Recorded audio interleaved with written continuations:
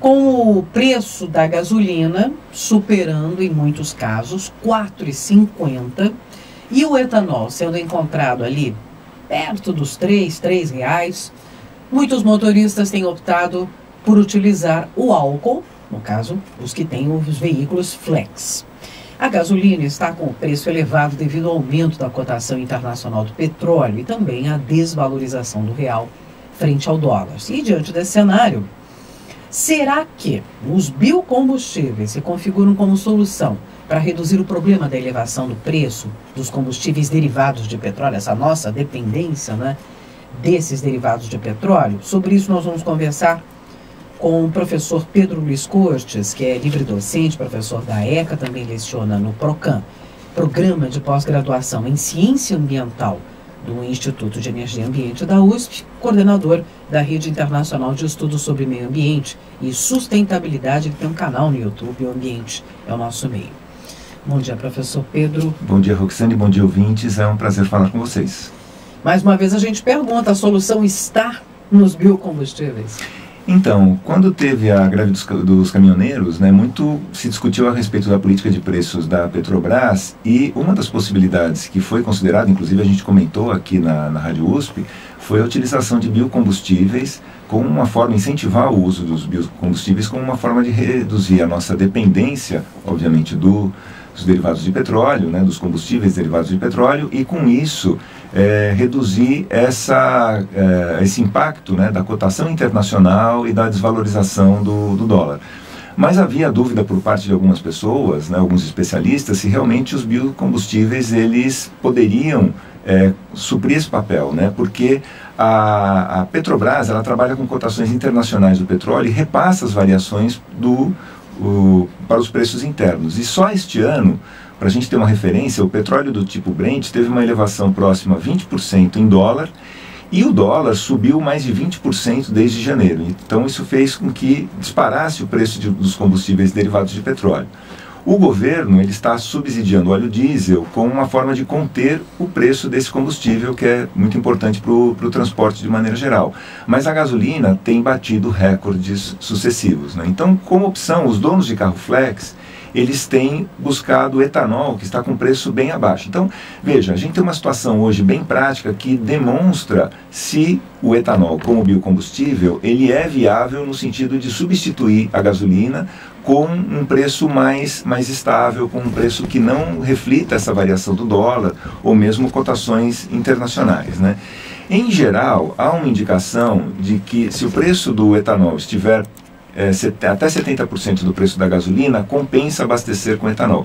Só que, na verdade, os veículos mais modernos, eles são mais eficientes no uso do etanol, então essa conta acaba sendo um pouco diferente. Há veículos onde você pode ter uma diferença, não de 30%, mas de apenas 20%, e o etanol passa a compensar. Então, aí convém cada proprietário fazer a sua própria estimativa, né? Ou seja, utilizar um dia o carro só com gasolina, né, um período, depois um outro período só com etanol, e comparar o consumo para ter a sua base. Mas, em geral, essa conta que se faz, né, de 70% do preço da gasolina, né, se o etanol tiver até 70% do preço da gasolina, compensa. E hoje a gente encontra o etanol mais barato do que isso, né? Então, de qualquer forma, ele tem se mostrado muito competitivo em relação ao preço da gasolina e não seguindo essa tendência de aumento com base na cotação do dólar, né? Então, para evitar os impactos, né, da variação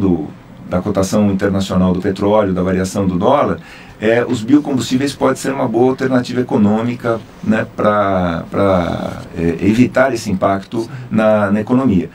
Hoje nós temos a tecnologia Flex, é uma tecnologia que está consolidada, né? Então isso facilita bastante os donos de carros a gasolina, né? Principalmente os carros mais novos, né? De utilizar essa opção. Mas o mesmo não ocorre com biodiesel. Os motores atuais, a diesel, eles podem trabalhar com uma mistura de no máximo 20% de biodiesel ao diesel normal. Eles não conseguiriam operar apenas com biodiesel.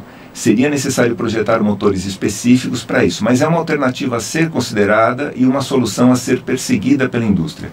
Além disso, o uso de biocombustíveis ajuda a reduzir as emissões de CO2, que é um importante gás formador do efeito estufa, né?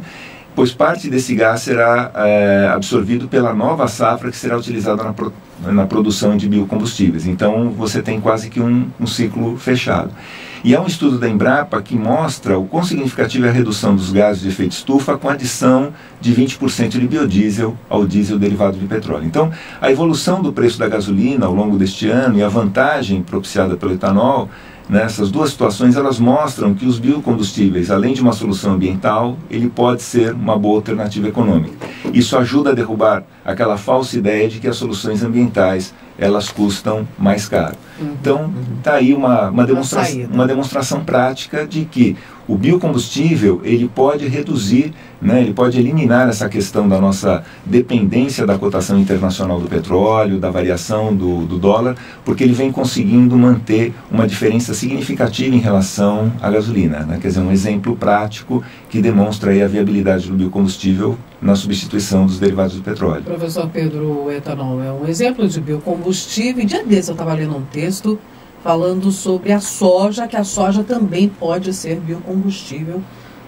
Já estão tentando esse. Existem várias plantas que vêm sendo utilizadas. Uma delas, que é muito utilizada nos Estados Unidos e começa a ser utilizada no Brasil, é o milho. O milho também? Para a produção de etanol.